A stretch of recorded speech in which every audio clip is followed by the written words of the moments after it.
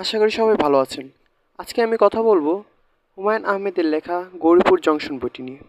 হুমায়ূন আহমেদের লেখা গৌরীপুর জংশন এক অনন্য উপন্যাস, যেখানে ছোট এক রেল স্টেশনকে কেন্দ্র করে গড়ে ওঠা নানা চরিত্রের জীবনের টুকরো টুকরো গল্প ফুটে উঠেছে। লেখকের সহজ সরল অথচ গভীর বর্ণনার মাধ্যমে পাঠক যেন সেই স্টেশনের বাতাস, মানুষের কোলাহল আর নিঃসঙ্গতার অনুভব স্পষ্টভাবে অনুভব করতে পারে। উপন্যাসের চরিত্ররা বাস্তবধর্মী, তাদের হাসি কান্না দুঃখ বেদনা সবকিছুই যেন পাঠকের হৃদয়ের গভীরে ছাপ ফেলে। হুমায়ূন আহমেদের অনন্য গল্প বলার দক্ষতা, সংলাপের স্বাভাবিকতা ও আবেগময় এই বইটিকে একটি অসাধারণ সাহিত্যকর্মে পরিণত করেছে। যারা হুমায়ূন আহমেদের লেখার প্রেমে পড়েছেন, হুমায়ূন আহমেদের সৃষ্টিকে পছন্দ করেন বা ভালোবাসার জন্য গৌরীপুর জংশন বইটি অবশ্য পাঠ্য।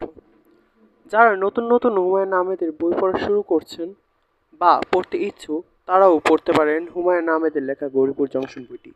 আপনি অবশ্যই এই বইটির প্রেমে পড়বেন। আজ এই পর্যন্তই। সবাই সুস্থ থাকবেন এবং প্রচুর বই পড়তে থাকবেন। ধন্যবাদ সকলকে।